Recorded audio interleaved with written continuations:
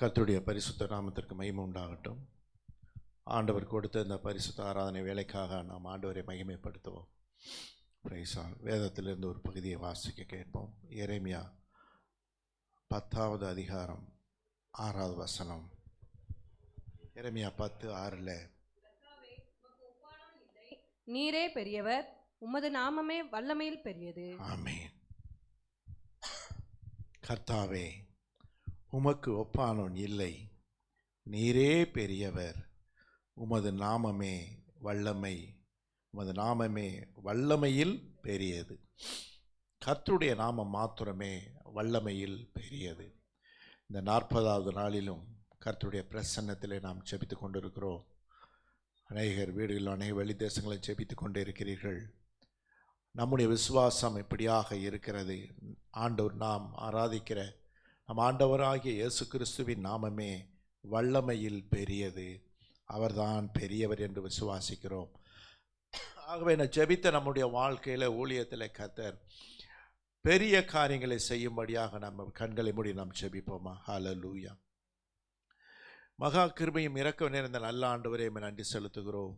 இந்த பரிசுத்த ஆராதனை வேலைக்காக நன்றியோடு ஸ்தோத்தரிக்கிறோம். நீர் பெரிய தேவன் ஆண்டவரே, நீர் சர்வ வல்லமையுள்ள தேவனாக இருக்கிறீர். உமக்கு நன்றியோடு ஸ்தோத்தரிக்கிறோம் அப்பா.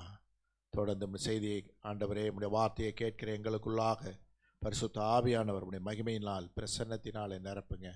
இயேசுவின் நாமத்தில் பிதாவே, ஆமென். ஹல்லேலூயா. இந்த 40ஆம் நாளும் நாம் ஜெபித்து கொண்டிருக்கிறோம். இந்த கடைசி நாளிலும் கூட நாம் வரக்கூடிய அந்த வாரம் அது ஒரு பரிசுத்த ஹோலி வீக்னு சொல்லுவோம்.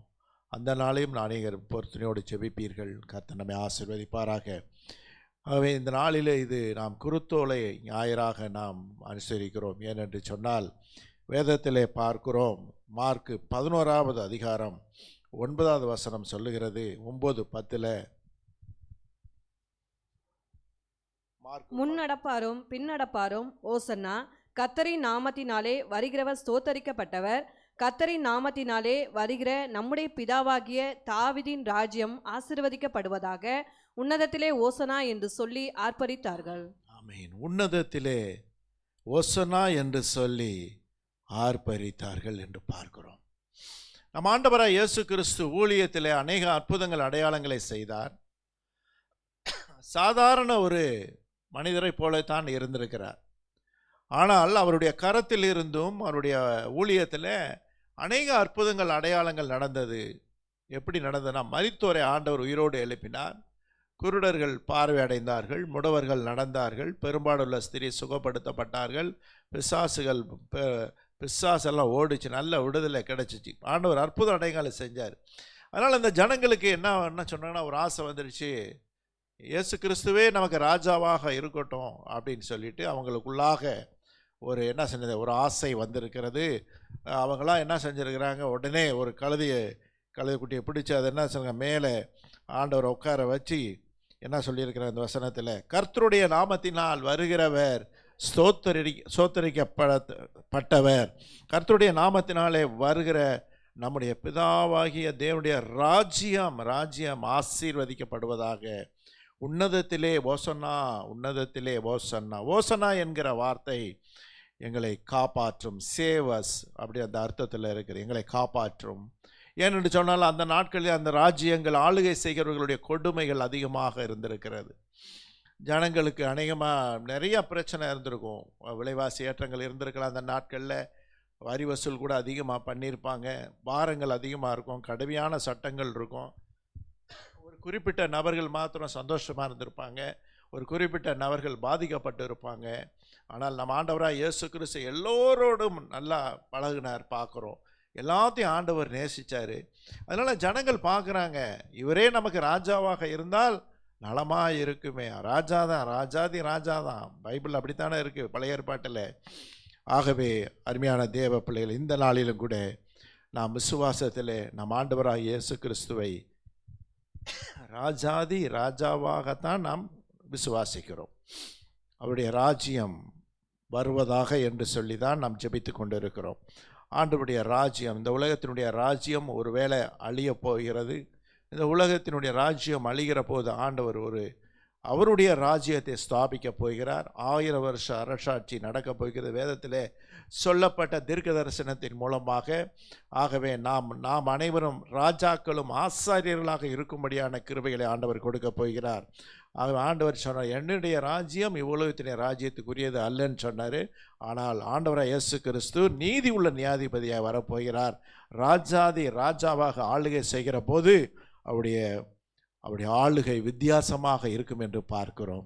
ஏற்ற தாழ்வு இருக்காது. ஒரு ஆண்டவர் அந்த மகிமையை கொடுக்கிற தேவன். இந்த நாளிலும் நாம் ஆண்டவரை ஓசன்னா என்று சொல்லி ஆண்டவரை நாம் மகிமைப்படுத்துவோமாக. ஆண்டவர் நம்மை ஒவ்வொருவருக்கும் சந்தோஷம், சமாதானம், மகிமையினால் நிரப்புவார். ஆகவே எரேமியா 10:6 வாசிக்க கேட்டோம். எரேமியா தீர்க்கதரிசி சொல்றாரு, யாரை பார்த்து சொல்றாருன்னா, இஸ்ரவேல் வீட்டாரே, உங்களுக்கு சொல்லுகிற வசனத்தை கேளுங்கள். ஏன்னு சொன்னால், அந்த நாட்களில் சிறையிருப்பு ஏன் வருதுன்னு சொன்னீங்கன்னா, ஆண்டவருக்கு விரோதமான காரியங்களை செய்கிறாங்க. அவங்களுடைய வசனம் சொல்லுகிறது, அவங்களுடைய புறஜாதிகளுடைய மார்க்கத்தை அவர்கள் என்ன செய்தார்கள்? தேடினார்கள். புறஜாதிகளுடைய ஆராதனையிலே அவர்கள் கலந்து கொண்டார்கள்.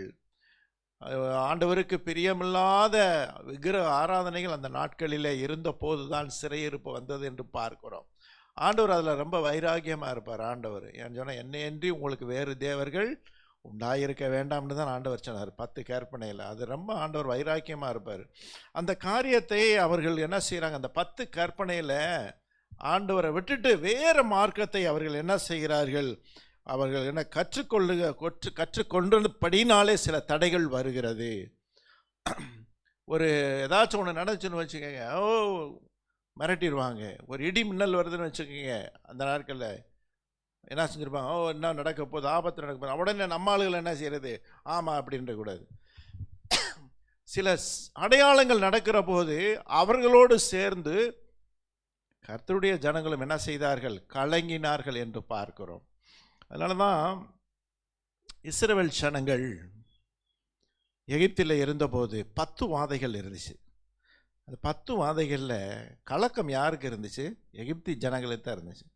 கர்த்தருடைய ஜனங்கள் கலங்கினதாக பைபிளில் ஒரு வார்த்தை கூட இல்லை. அப்படிப்பட்ட ஜனங்களை ஆண்டவர் என்ன பண்ணியிருக்கிறாரு? விடுதலையாக்கி கொண்டு வந்திருக்கிறாரு. அப்படியே இருக்க வேண்டியதானவங்க என்ன செய்கிறார்? புறஜாதிகளுடைய மார்க்கத்தை அவர்கள் தேடி இருந்திருக்கிறார்கள். புறஜாதிகளுடைய ஆராதனையிலே அவர்கள் ஐக்கியம் கொண்டபடினாலே அங்கே ஒரு சிறையிருப்பு வருகிறது. அதனால தான் எரேமியா தீர்க்கதரிசி திட்டமாக சொல்கிறார் இந்த வசனத்தில், கர்த்தாவே, உமக்கு ஒப்பானவன் இந்த உலகத்தில் இல்லை ஆண்டவரே. நீரே பெரியவர், உமது நாமமே வல்லமையுள்ளது. No one is like you. உமக்கு ஒப்பானவர் யாருமே இல்லை. நீரே பெரியவர், யூ ஆர் கிரேட். அடுத்த ஒரு வார்த்தை என்ன எழுதுறது? உமது நாமமே வல்லமையில் பெரியது. Your name is mighty in power. Your name is mighty in power. அப்படியே வாங்க, அப்படியே பைபிளில் வந்துன்னு சொன்னால், புதிய ஏற்பாட்டில் ஆண்டவரிடத்தில் இந்த வல்லமை என்ன செஞ்சதான்? புறப்பட்டது என்று பார்க்கிறோம். பழைய ஏற்பாட்டில் ஆண்டவர் எப்படி வல்லமையை வெளிப்படுத்தினார்? மோசையின் மூலமாய் வெளிப்படுத்தினார். ராஜாக்கள் மூலமாய் ஆண்டவர் தம்முடைய வல்லமையை அவர்கள் மேலே ஊற்றினார் என்று பார்க்கிறோம். அவருடைய நாமத்தினாலே பழைய ஏற்பாடெல்லாம் பார்த்தீங்கன்னா, கர்த்தருடைய நாமம் பலத்த துருகம், நீதிமான் அதற்குள் ஓடி சுகமாயிருப்பார். கர்த்தருடைய நாமம் என்று சொல்லி நம் பழைய ஏற்பாட்டில் வாசிக்கிறோம். ஆகவே இந்த 40 நாள் ஜெபித்த தேவ பிள்ளையே, அந்த வல்லமையை கர்த்தர் உங்களுக்குள்ளாக ஊற்றுவாராக. ஒருவேளை சோர்ந்து போயிருக்கலாம், கவலைப்படாதீங்க. ஏன்னு சொன்னால், நம்முடைய கர்த்தரின் நாமமே வல்லமையில் பெரியது. 10:6 எழுதப்பட்ட நம்முடைய கர்த்தரின் நாமமே வல்லமையில் பெரியது என்று பார்க்கிறோம். ஒரு காரியத்தை நாம் வாசிப்போம். யாத்ராகம புஸ்தகத்தில் 18வது அதிகாரத்தில் 11வது வசனம் சொல்லுகிறது, கர்த்தர் எல்லா தேவர்களை பார்க்கிலும் பெரியவர் என்பதை இப்பொழுது அறிந்திருக்கிறேன். அவர்கள் இடும்பு செய்த காரியத்தில் அவர்களை மேற்கொண்டார் என்று சொல்லி எத்திரோ சொல்றாரு. எப்படி சொல்ற? கர்த்தர் எல்லா தேவர்களை பார்க்கிலும் பெரியவர் என்று இப்பொழுது அறிந்திருக்கிறேன். நம்ம வாழ்க்கையில் அப்படித்தான் பார்த்தீங்களா? நிறைய காரியங்களில் ஆண்டவர் பெரிய காரியங்களை செஞ்சிருக்கிறாரு, செய்ய போகிறாரு. நான் சொல்ல மாட்டேன், செய்யவும் போகிறாரு, செய்து கொண்டே தான் இருக்கிறார் என்பதை விசுவாசிக்கணும். எவ்வளவோ நெருக்கம் வந்திருக்கோம் நம்முடைய வாழ்க்கையில், எவ்வளோ கஷ்டம் வந்திருக்கோம். ஆண்டவர் நம்ம வாழ்க்கையில் அற்புதங்களை தான் செஞ்சுருக்கிறாரு. நம்ம பலன் இல்லாமல் இருந்திருப்போம், ஆண்டவர்கிட்ட நம்ம ஜெபம் பண்ணியிருப்போம், ஆண்டவரே எனக்கு பலன் கொடுங்கப்பா, எனக்கு வல்லமையை ஊற்றுங்கன்னு சொல்லுகிற போது அந்த வல்லமையை ஆண்டவர் கொடுத்திருக்கிறார். அந்த வல்லமை இருந்ததுனால தான் சத்துரு நம்ம வீட்டுக்குள்ளே வர முடியல. ஆண்டவர் கொடுத்த வல்லமை இருந்ததுனால தான் வெள்ளி சூனியங்கள் எடுபடலை. நமக்குள்ளாக அவருடைய வல்லமை இருந்ததினால தான் மனுஷனுடைய தந்திரங்கள் செயல்படவில்லை. அதை நம்ம உணரணும். முதலாவதாக அந்த வல்லமை எங்கிருந்து வருகிறது? பரிசுத்த ஆவியினுடைய அபிஷேகத்தினாலே நாம் நிரப்பப்படுகிற போது அந்த வல்லமையை கர்த்தர் நமக்கு கொடுக்கிற தேவனாக இருக்கிறார். அதனால தான் நம்ம சொல்கிறோம், சபையே அந்நிய பாஷை பேசுங்கள், பரிசுத்த ஆவிக்குள்ளாக நிரம்புங்கள், ஜெபியுங்கள். ஏன் சொல்கிறது தெரியுங்களா? அந்த வல்லமை ஆண்டவருடைய வசனம் சொல்லுகிறது, உமது நாமமே வல்லமையில் பெரியது. 2 சாமுவேல்ல 7:22 வாசிக்கிறோம்.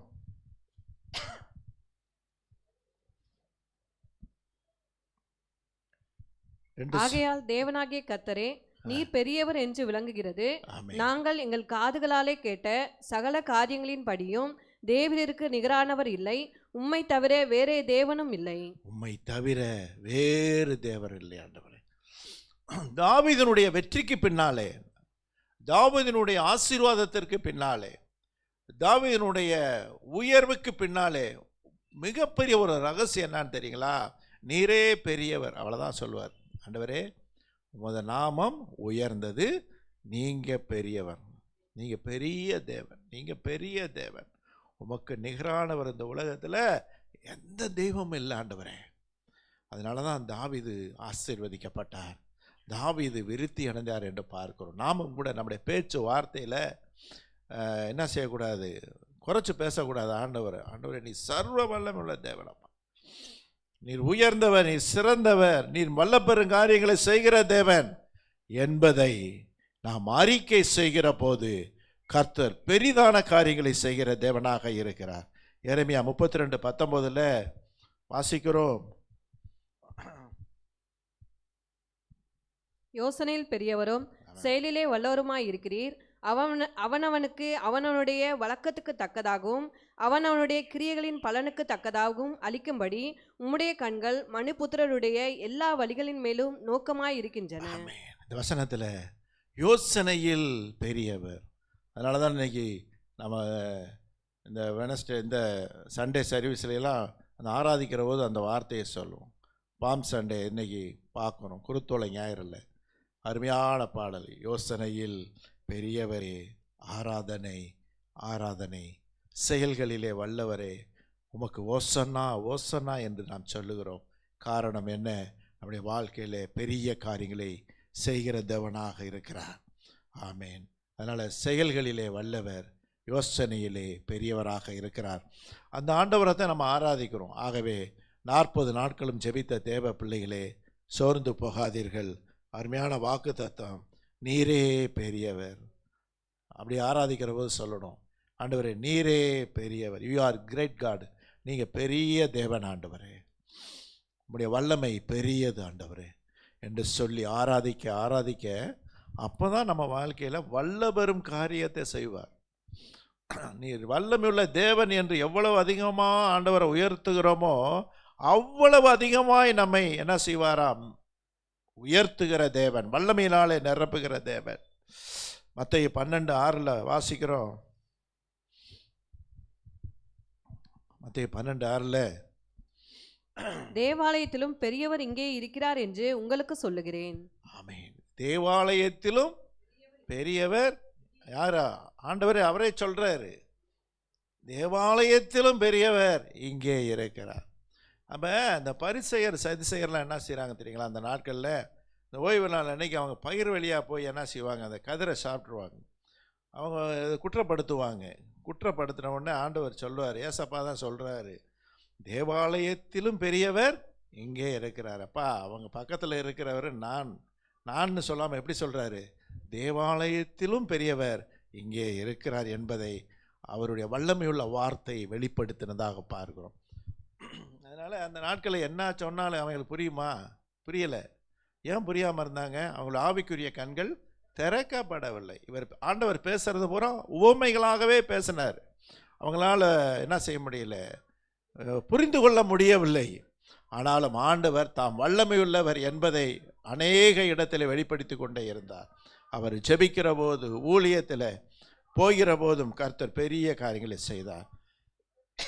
அவர் வல்லமையினாலே, தமது வல்லமையினாலே அவர் பிசாசுகளை துரத்தினார் என்று பார்க்கிறோம்.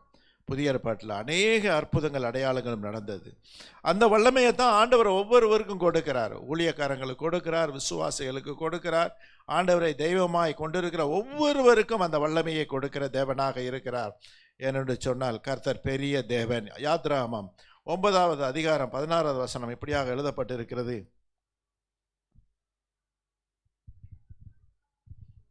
விடாதிருந்தால் பூமி எங்கும் என்னை போல வேறொருவரும் இல்லை என்பதை 9:16 என்னுடைய வல்லமையை உன்னிடத்தில் காண்பிக்கும்படியாகவும் என் நாமம் பூமியில் எங்கும் பிரஸ்தாபப்படும்படியாகவும் உன்னை நிலைநிறுத்தினேன். 2 காரியத்தை சொல்றாரு பாத்தீங்களா? என் வல்லமையை கொடுத்து என்னுடைய வல்லமை ஓ மூலமா வெளிப்பட போகிறது. அடுத்து ஆண்டவர் சொல்றாரு, என்னுடைய நாமம் சொல்லுங்க பிரஸ்தாபப்படுத்தும்படியாய் உன்னை நிலைநிறுத்தினேன். என் வல்லமையை உனக்கு கொடுக்கிறேன். அடுத்து என்னுடைய நாமம் பிரஸ்தாபப்பட வேண்டும். அதைத்தான் தைரியமாக சொன்னாங்க. பேதுரு யோவானும் பார்த்தீங்கன்னு சொன்னால் எப்படி ஆண்டவர் மோசையோட பேசினதை போல அந்த பெந்தெகோஸ்தே நாளில் அக்கினி அபிஷேகத்தை ஆண்டவர் ஊற்றினார். அக்கினிமயமான நாவுகள் இறங்கிச்சு. ஆமாம், பயந்தவர்களாக என்ன செஞ்சாங்க? அற்புதமான அந்த அபிஷேகத்தை பெற்றுக்கொண்டாங்க. அப்போ தான் சொல்கிறாங்க, அப்போஸ்தலர் 3வது அதிகாரம் 6வது வசனம் சொல்லுகிறது. அப்போஸ்தலர் 3:6 அப்பொழுது பேதுரு, வெள்ளியும் பொன்னும் என்னிடத்தில் இல்லை, என்னிடத்தில் உள்ளதை உனக்கு தருகிறேன். நசரேயனாகிய இயேசு கிறிஸ்துவின் நாமத்திலே நீ எழுந்து நட என்று சொல்லி. ஆமென். வசனத்தில் பார்க்குறோம், நசரேயனாகிய இயேசுவின் நாமத்திலே எழுந்து நட. அந்த ஒரு வல்லமையை அந்த இடத்துல நாம் பார்க்கிறதாக பார்க்கிறோம். இயேசுவின் நாமத்தினாலே எழுந்து நட. அடுத்து ஒரு வார்த்தை பார்க்குறோம். அப்போஸ்தலர் 4வது அதிகாரத்தில் 7வது வசனம் சொல்லுகிறது, அவர்களை நடுவே நிறுத்தி நீங்கள் எந்த வல்லமையினாலே எந்த நாமத்தினாலே இதை செய்தீர்கள் என்று கேட்டார். ஆமென். கேட்டார்கள். யாரு கேட்கிறா? ஆசாரியர்கள், தேவாலயத்தில் இருக்கக்கூடிய சேனை தலைவர்கள், சதுசேயர்கள். இவங்க பேசுறது என்ன? சதுசேயனுக்கு என்னன்னு கேட்டிங்கன்னா, உயிர்த்தெழுதலை நம்ப மாட்டாங்க. பரிசேயர் உயிர்த்தெழுதலை நம்புவாங்க, சதுசேயர் உயிர்த்தெழுதலை நம்ப மாட்டார்கள். ஆனால் பேதுருவும் யோவானும் எதை குறித்து பிரசங்கம் பண்ணுறாங்க? இயேசு கிறிஸ்து உயிர்த்தெழுந்து விட்டார், நாங்கள் சாட்சிகள் என்று சொன்ன உடனே 5000 பேர் ரட்சிக்கப்படுறாங்க. எத்தனை பேர் ரட்சிக்கப்படுறாங்க? 5000 பேர் ரட்சிக்கப்படுறாங்க. ரட்சிக்கப்பட்ட உடனே அவங்க சுற்றி வளைக்கிறானுங்க சதுசேயெல்லாம். நீங்கள் அந்த வசனத்தில் பார்க்குறோம், அவர்கள் நடுவே நிறுத்தி நீங்கள் எந்த வல்லமையினாலே எந்த நாமத்தினாலே இதை செய்தீர்கள். ஆமென். எந்த வல்லமையினாலே எந்த நாமத்தினாலே இதை செய்தீர்கள். எப்படி இவன் எழுந்து நடந்தான்? பிறவியிலே நடக்க முடியாத சப்பானி எப்படி நடந்தான்? உங்களுக்குள்ளாக எந்த வல்லமை இருக்கிறது? எந்த நாமத்தில் எப்படி செஞ்சீங்க? பிரைஸ் சொல்லலாம். அதுக்கப்புறம் தான் அபிஷேகமே இறங்குச்சு. யாருக்கு மேலே? பேதுருக்கு. பேதுரு பரிசுத்த ஆவியானவர் அந்த வார்த்தையை கேட்டவுடனே இவருக்குள்ளாக அந்த அபிஷேகத்தில் இறங்கினவுடனே அப்பய சுவிசேஷம் சொல்ல, அவராலே அன்றி வேறொருவர் ரட்சிப்பு இல்லை, நாம் ரட்சிக்கப்படும்படிக்க வானத்தின் கிழங்கு மனுஷருக்குள்ளே அவருடைய நாமமே அல்லாமல் வேறொரு நாமம் கட்டளையிடப்படும். இன்னும் அதிகமாக ஆண்டுடைய நாமத்தை பிரஸ்தாபப்படுத்தினார்கள். ஆகவே தேவ பிள்ளைகளே, நமக்குள்ளாக பரிசுத்த ஆவியானவர் வருகிற போது 2 காரியத்தை இன்னைக்கு நம்ம பார்க்குறோம். முதலாவதாக நமக்குள்ளாக வல்லமை, அடுத்து அந்த வல்லமையினாலே ஆண்டவருடைய நாமம் பிரஸ்தாபப்பட வேண்டும். அந்த வல்லமை மோசைக்குள்ளாக ஆண்டவர் தான் சொன்னார், வல்லமையை உனக்குள்ளாக நான் வைக்கிறேன், அந்த வல்லமை உன்னிடத்திலிருந்து வெளிப்பட போகிறது. எதற்குன்னு சொன்னால் என்னுடைய நாமம் பூமி எங்கும் பிரஸ்தாபப்பட வேண்டும். அதை தான் பெந்தெகோஸ்தே நாளில் அபிஷேகத்தை பெற்றுக்கொண்ட பேதுரு, யோவான் அற்புதங்கள் சீஷர்கள் மூலமாக அதிசயங்களை ஆண்டவர் செய்தார். ஆகவே கர்த்தருடைய வல்லமை வெளிப்பட்டது, அவருடைய நாமம் பிரஸ்தாபம் பண்ணப்பட்டது என்று பார்க்கிறோம். அதனால தான் வசனம் சொல்லுகிறது, நீரே பெரியவர் ஆண்டவரே, உமது நாமமே வல்லமையில் பெரியது. இதைத்தான் எரேமியா சொல்லிக்கிட்டே இருக்காரு ஜனங்களுக்கு. அப்பா, நீ வேற மார்க்கத்தை நீங்கள் பின்பற்றாதீங்கய்யா, நம்முடைய ஆண்டவர் சர்வ வல்லமையுள்ள தேவன், பெரிய காரியங்களை செய்வார், அவருடைய நாமத்தை மாத்திரம் என்ன செய்யுங்க, பிடிச்சிக்கங்கன்னு சொல்கிற வசனம் சொல்லுகிறது. உபாகம் 28:10. அப்பொழுது கர்த்தருடைய நாமம் உனக்கு தரிக்கப்பட்டது என்று பூமியின் ஜனங்கள் எல்லாரும் கண்டு உனக்கு பயப்படுவார்கள். உனக்கு பயப்படுவார்கள். ஆண்டவர் நிறைய ஆசீர்வாதத்தை கொடுக்கிறாரு. எதில்? கனிகளில் ஆசீர்வாதத்தை கொடுக்கிறாரு. நிலத்தின் கனியில், மிருகஜீவன் கனியில், நிலத்தின் கனி, மிருகஜீவன் கனி, கற்பத்தின் கனி, எல்லா கனிகளும் ஆசீர்வாதத்தை கொடுத்தது மாத்திரமல்ல. இன்னைக்கு வாசிங்களா என்ன வசனம்? அந்த வசனத்தில் 28:10 என்று உனக்கு பயப்படுவார்கள். இதுதாங்க மிகப்பெரிய ஒரு ஆசீர்வாதம், கர்த்தருடைய நாமம் தரிப்பிக்கப்பட்டது என்று. இப்போ புதிய ஏற்பாட்டில் இதுக்கு ஒப்பான வசனம் என்ன இருக்குது? அவருடைய நாமத்தின் மேல் அவரை ஏற்றுக்கொண்டவர்கள் எத்தனை பேர்களோ அத்தனை பேர்களும் தேவனுடைய பிள்ளைகளாகும்படி அதிகாரம் கொடுத்தார். அதனால தான் நம்ம ஜெபிக்கிறோம், இயேசுவின் நாமத்தில் ஜெபிக்கிறோம் நல்ல பிதாவே. பழைய ஏற்பாட்டிலே மாத்திரமல்ல, புதிய ஏற்பாட்டிலே ஆண்டவராகிய இயேசு கிறிஸ்துவின் நாமத்தை அறிக்கை செய்கிற நமக்குள்ளாக ஆண்டவராகிய இயேசு கிறிஸ்துவின் நாமத்தை தரித்திருக்கிற நமக்குள்ளாக வல்லமை இருக்கிறது. அதை விசுவாசிக்கணும். விசுவாசிக்கிற போது அந்த வல்லமையில் பெற்றுக்கொள்ளுங்கள், நிரப்பப்படுங்கள். ஆகவே இந்த குருத்தோலை ஞாயிறில் ஆண்டவரே, உம்முடைய வல்லமையினாலே நாங்கள் நிரப்பப்படுற ஆண்டவரே, படுகிறது மாத்திரமல்ல, உம்முடைய நாமம் பிரஸ்தாபப்படும்படியாக எங்களை எடுத்து பயன்படுத்துங்க. ஆண்டவர் அற்புதங்களை செய்கிற தேவன். யாத்திராகமம் 15:3 எழுதப்பட்டு இருக்கிறது. யாத்திராகமம் 15:3 கர்த்தரே யுத்தத்தில் வல்லவர், கர்த்தர் என்பது அவருடைய நாமம். ஆமே. எல்லாம் இன்னைக்கு நாமத்தை பார்க்குறோம் இல்லையா? யுத்தத்தில் வல்லவர், கர்த்தர் என்பது அவருடைய நாமம். இந்த உலகத்தில் பாருங்கள், ஒரு சில அரசியல்வாதிகள்லாம், உயர்ந்த பதவியில் இருக்கிறவனுங்கெல்லாம் பிள்ளைங்கள்லாம் என்ன செய்வாங்க, எங்கள் அப்பா அப்படிப்பட்டவரியா, இப்படிப்பட்டவர் மிரட்டுவானுங்க இல்லையா? பப்ளிக்கில் பார்த்தீங்கன்னா, நான் அப்படிப்பட்ட ஆள், எங்கள் அப்பா பெரிய, எங்கள் குடும்பம் அப்படி இப்படிம்பாங்க. இது உலகத்துக்கு ஒத்து வரும், ஆவிக்குரிய உலகத்துக்கு ஒத்து வருமா? பிசாசு பயப்படுவானா? பயப்பட மாட்டான். ஆகவே அருமையான தேவ பிள்ளைகளே, கர்த்தருடைய நாமம் பெரியது, அவருடைய வல்லமை பெரியது என்று பார்க்கிறோம். யுத்தத்தில் வல்லவர். ஆகவே இந்த எகிப்தில் நடந்த சம்பவங்களை பார்க்குற போது ஆண்டவர் பெரிய காரியங்கள்லாம் செஞ்சார். இவங்கெல்லாம் போய் எகிப்தினுடைய இராணுவத்தை போயிட்டு இவங்க என்ன செய்யலை, ஃபைட் பண்ணவே இல்லை. எகிப்தினுடைய இராணுவத்துக்கு நேருக்கு நேராக மோதலை. பின்தொடர்ந்து வந்த எகிப்தினுடைய இராணுவங்கள் செங்கடல் என்ன செஞ்சிருச்சு, மூழ்கி போயிடுச்சு என்று பார்க்கிறோம். அதுதான் கர்த்தருடைய வல்லமை. இவங்க யாரும் போய் பிசிக்கலாக போய் ஃபைட் பண்ணலை, ஆண்டவரே வழி நடத்தினார் என்று பார்க்கிறோம். அதனால தான் நம்ம ஆண்டவர் வல்லமை உள்ளவர். ஜெபம் பண்ணுங்க, ஆண்டவரே உம்முடைய நாமத்தை குறித்தே நல்லா நம்ம ப்ரேயர் பண்ணும்போது ஆண்டவருடைய நாமத்தை உயர்த்துங்க. இயேசுவின் நாமம், ஆண்டவரே உம்முடைய நாமம், அதான பாட்டில் இருக்கு, இயேசுவின் நாமம் இனிதான நாமம், இணையில்லா நாமம், இன்ப நாமம், பாவத்தை போக்கும், பயமதை நீக்கும். ஆமென். எல்லாம் அந்த பாடலில் பார்த்தீங்கன்னா ஒரு அருமையான வரிகளை நம்ம பார்க்குறோம். அந்த பாடலாம் பாடணும். நமக்கு சில வேளையில் கொஞ்சம் பயங்கையே வந்துருச்சுன்னு வச்சுக்கோங்க, இந்த பாட்டை படிக்க ஆரம்பிச்சிருங்க, அபிஷேகத்தில் நிரம்பி. இயேசுவின் நாமம் இனிதான நாமம், இணையில்லா நாமம், இன்ப நாமம், அந்த நாமம் எனக்கு தரிப்பிக்கப்பட்டிருக்கிறது. பிசாசின் தந்திரங்களை நீங்கள் கடிந்து கொள்ளணும்னு சொன்னால், பிசாசின் கிரியைகளை நம்ம கடிந்து கொள்ளணும்னு சொன்னால் நம்ம அறிக்கை சொல்லணும். எப்படி அறிக்கை சொல்லணும்? இயேசு கிறிஸ்துவின் நாமத்தை நான் தரித்திருக்கிறேன், பிசாசே என்னை தொடுவதற்கு, என் குடும்பத்தை தொடுவதற்கு உனக்கு அதிகாரம் இல்லை என்று சொல்லி நீங்கள் கடிந்து ஜெபிக்கலாம். ஏனென்று சொன்னால் அவருடைய நாமம் வசனம் சொல்லுகிறது எரேமியா 10:6, உமது நாமமே வல்லமையில் பெரியது. புதிய ஏற்பாட்டில் அப்படித்தான், இயேசுவின் நாமம்தான் வல்லமையிலே பெரியது என்று பார்க்கிறோம். மரியாள் கூட சொல்கிறாங்களே, லூக்கா 1வது அதிகாரம் 49 மரியாள் சொல்கிறாங்க, வல்லமை உடையவர் மகிமையானவர்களை எனக்கு செய்தார், அவருடைய நாமம் பரிசுத்தம் உள்ளது. வல்லமையுடையவர் மகிமையானவைகளை எனக்கு செய்தார். அவங்க சொல்றது பார்த்தீங்களா, முதல் வார்த்தை வல்லமை உடையவர்.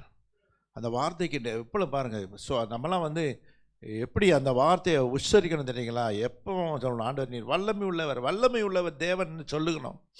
அதனால் அவங்களுடைய வாழ்க்கையில் நடந்த அற்புதங்கள் மிகவும் ஆச்சரியமானவைகள். என் வாழ்க்கையில் மகிமையான காரியங்களை யார் செய்தாங்க? வல்லமை உடையவர்.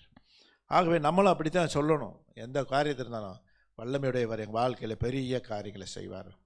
அதுக்கு தான் அப்படி வசனம் சொல்வது. அவருடைய நாமம் நம்ம பார்க்குறோம். நமக்கு ஒரு குமாரன், நமக்கு ஒரு பாலகன் பிறந்தார், நமக்கு ஒரு அதில் வல்லமையை குறித்து பார்க்குறோம். அவர் வல்லமையுள்ள தேவன், மைட்டி காட். அதில் ஒரு அவருடைய நாமத்துக்கு நிறைய நாமம் அதில் பார்க்குறோம். வேற என்ன நாமம் அதில் பார்க்குறோம்? நமக்கு ஒரு பாலகன் பிறந்தார், நமக்கு ஒரு குமாரன் கொடுக்கப்பட்டார், கர்த்தத்துவம் அவர் தோளின் மேல் இருக்கும், அவர் நாமம் அதிசயமானவர். அவர் நாமம் ஒன்று அதிசயமானவர், ஆலோசனை கர்த்தர், வல்லமையுள்ள தேவன், நித்திய பிதா, சமாதான பிரபு எனப்படும். சமாதான பிரபு, அந்த நாமத்தை பார்க்கிறோம். அதுதானே மனவா அப்படித்தானே கேட்கிறாரு.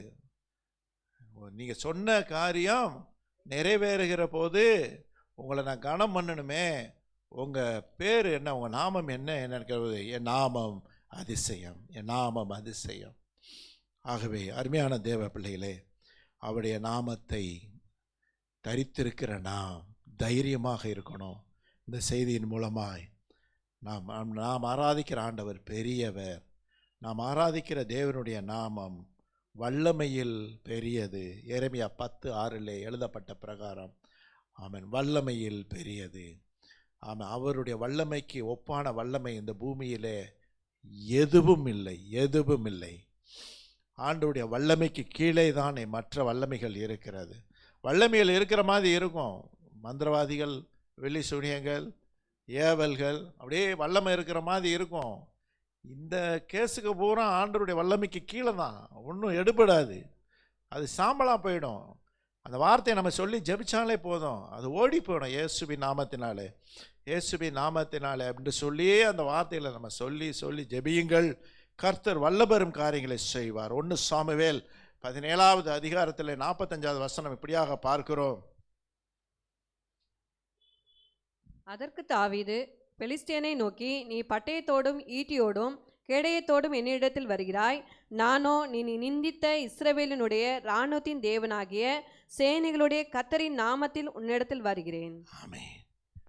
தாவீது என்ன சொல்றாரு தெரியுங்களா?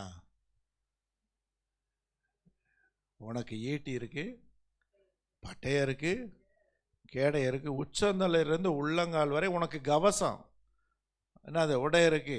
எத்தனை அம்பு அடித்தாலும் அவனை என்ன செய்யாது, ஒன்றும் செய்ய முடியாது. நெத்தியில் மட்டும் அடிக்கிறதுக்கு என்ன செய்தான், ஒரு கல் ஆண்டவர் ஒரு கவன் கல்லை வச்சு அந்த அபிஷேகத்தோடு கூட வீசினார்ல, கோலியாத் வீழ்ந்தான் என்று பார்க்கிறோம். அவர் சொன்ன வார்த்தை என்ன வார்த்தை சொன்னார் தாவீது? யாருடைய நாமத்தில்? நீ நிந்தித்த, ஆமென்,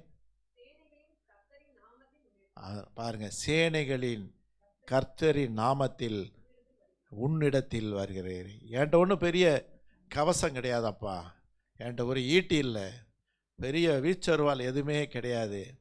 என்கிட்ட இருக்கிற ஒன்று இருக்கு, கர்த்தருடைய நாமத்தில் உன்னிடத்தில் வருகிறேன். இன்றைய தினம் உன்னை என் கையில, இன்றைய தினம் கர்த்தர் உன்னை என் கையிலே ஒப்பு கொடுப்பார். நான் உன்னை கொன்று உன் தலையை உன்னை விட்டு வாங்கி பெலிஸ்தருடைய பாளையத்தின் பிணங்களை இன்றைய தினம் ஆகாயத்து பறவைகளுக்கும் பூமியின் காட்டு மிருகங்களுக்கும் கொடுப்பேன். அதனால் இஸ்ரவேலின் தேவன் ஒருவர் உண்டு என்று பூலோகத்தார் எல்லாரும் அறிந்து கொள்வார்கள். இந்த வார்த்தை தைரியமா சொன்னதுக்கு ரகசியம் என்ன தெரியுங்களா? அவர் கர்த்தருடைய நாமத்தை தரித்திருந்தார். தாவீது சின்ன வயசுல இருந்து கர்த்தருடைய நாமத்தை தரித்திருந்தார். கர்த்தருடைய நாமத்தை குறித்து வைராக்கியம். அதனால் நம்ம எதுக்கும் பயப்படக்கூடாது. இயேசுவின் நாமத்தினால எதை எடுத்தாலும் ஜெபம் பண்ணுங்க. இயேசுவின் நாமத்தில் அகன்று போ, இயேசுவின் நாமத்தினாலே செயல் இழந்து போ, வியாதியே பிரச்சனையே என்று சொல்லி கடிந்து ஜெபியுங்கள். இயேசுவின் நாமத்தினாலே ஆண்டவர் மிகப்பெரிய விடுதலை கொடுப்பார். அதால சொன்னாங்க சதுசேயன், தேவாலயத்தினுடைய சேனை தலைவர்கள், அவங்கெல்லாம் என்ன சொன்னாங்க, நீங்கள் எந்த நாமத்தில் இந்த அற்புதத்தை, எந்த வல்லமை, எந்த நாமம், இத்தனை பேர் ரட்சிக்கப்பட்டிருக்கிறாங்களே, நடக்க முடியாதவன் நடந்துட்டானே, என்னப்பா என்ன இந்த நாமம், என்ன வல்லமை உங்களுக்குள்ளாக இருக்கிறது? அதுக்கப்புறம் தான் இயேசுவின் நாமம் என்பதை அவர்கள் நிரூபித்து காட்டினார்கள். கர்த்தர் நமக்கு அப்படிப்பட்ட கிருபைகளை கொடுத்திருக்கிறார். நம்ம வாழ்க்கை நிறைய அற்புதம் நடக்கும். நம்மளும் அதே போல சொல்லணும், இயேசுவின் நாமத்தினாலே இந்த வல்லமையை பெற்றுக்கொண்டேன், இயேசுவின் நாமத்தினாலே என் வீட்டில் அற்புதம் நடந்தது, இயேசுவின் நாமத்தினாலே நான் சுகம் பெற்றேன், இயேசுவின் நாமத்தினாலே நான் விடுதலை பெற்றேன், இயேசுவின் நாமத்தினாலே நான் அற்புதத்தை பெற்றுக்கொண்டேன். அவருடைய நாமத்தை அறிக்கை செய்கிற போது கர்த்தர் பெரிய காரியங்களை செய்வாராக. யோவேல் 2:26 என் ஜனங்கள் ஒருபோதும் வெட்கப்பட்டு நீங்கள் சம்பூரணமாய் சாப்பிட்டு திருப்தி அடைந்து உங்களை அதிசயமாய் நடத்தி வந்த உங்கள் தேவனாகிய கர்த்தருடைய நாமத்தை துதிப்பீர்கள். என் ஜனங்கள் ஒருபோதும் வெட்கப்பட்டு போவதில்லை. ஆமென். இப்போ இந்த தீர்க்கதரிசனம் வாசிக்கிறோம், அப்பா அது இல்லை, திராட்சை ரசம் இல்லை, கோதுமை இல்லை, அது இல்லை, இது இல்லை, ஷார்ட்டேஜாக இருக்குது அப்படின்லாம் ஒன்று சொல்லி என்ன செய்ய கவலைப்பட்டுக்கிட்டே இருக்காதீங்க. துதியுங்கள், துதியுங்கள், அவ்வளோதான். ஆண்டவர் உங்களை திருப்தி அடையும்படியான காரியங்களை செய்வார். திருப்தி அடைஞ்சவொடனே மறந்துடாதீங்க. திருப்தி அடைஞ்சவொடனே என்ன செய்யணும்? நாமத்தை துதிப்பீர்கள், என் ஜனங்கள் ஒருபோதும் வெட்கப்பட்டு போவதில்லை.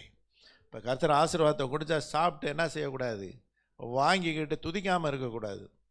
துதிக்கணும். துதிக்கும் போது தான் கர்த்தர் உயர்த்துகிறவர்.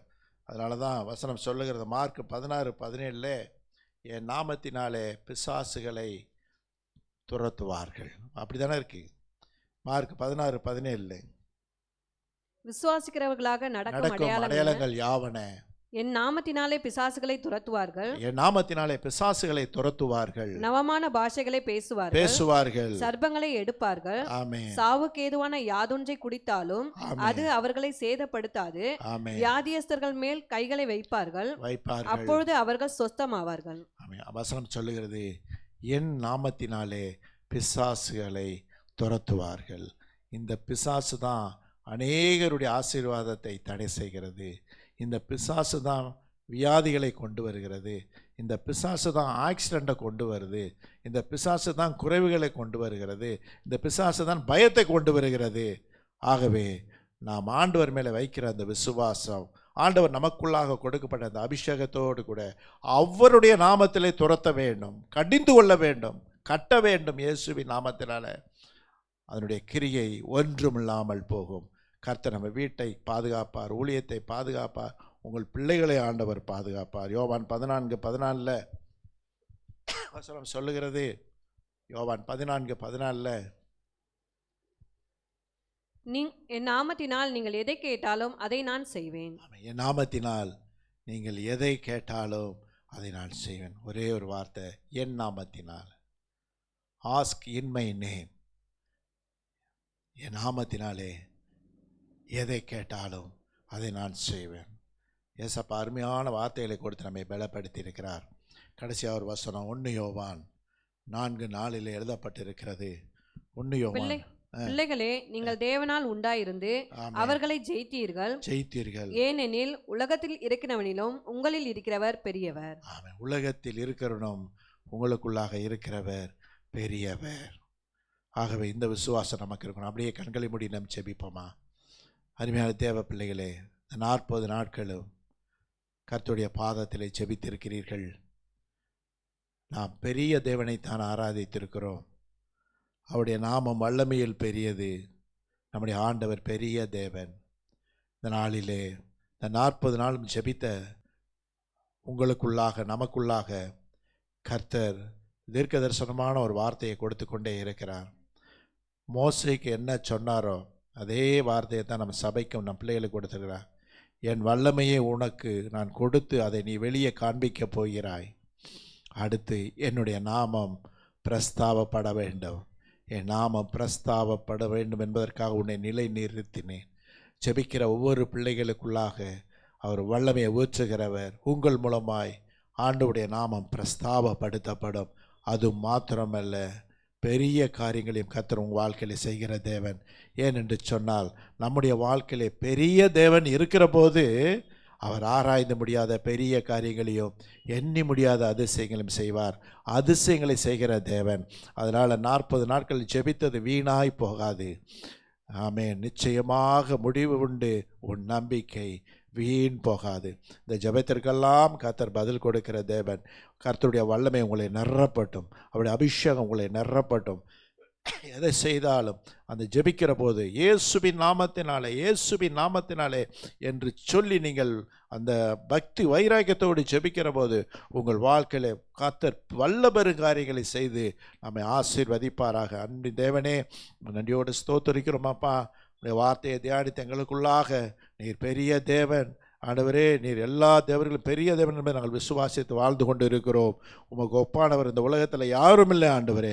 எங்கள் வாழ்க்கையிலும் பெரிய காரியங்களை செய்வீராக. ஊழியத்தில் பிள்ளைங்களுடைய கையின் பிரயாசங்களில் ஆசீர்வாதங்கள், திருமண காரியங்களில் ஆசீர்வாதங்கள், குழந்தை பாக்கியத்தில் அற்புதங்கள், பிள்ளைங்கள் படிப்பில் ஆசீர்வாதங்கள், பிள்ளைங்களுடைய கையின் பிரயாசங்களில் ஆசீர்வாதங்கள். இயற்கைக்கு அப்பாற்பட்ட சபையில் என்னென்ன ஜனங்கள் ஆண்டவரை எதற்காக ஓடி வந்தார்களோ ஆண்டவரே, அவர்கள் ஆத்துமாவை திருப்தி ஆக்குவீராக. அவர்கள் காரியங்கள் வாய்க்கட்டும் ஆண்டவரே. சபையை பலப்படுத்துங்க. பலவீனங்களில் உள்ளவங்களுக்கு நல்ல சுகம் கொடுப்பீராக. பலப்படுத்துங்க இயேசுவின் நாமத்தில் பிதாவே, ஆமென். என் ஆத்துமாவே கர்த்தரை ஸ்தோத்திரி, என் முழுவல்லமே பரிசுநாமத்தை ஸ்தோத்திரி. ஆத்துமாவே கர்த்தரை ஸ்தோத்திரி, கர்த்தர் செய்த சகல உபகாரங்களை மறவாதே, ஆமென்.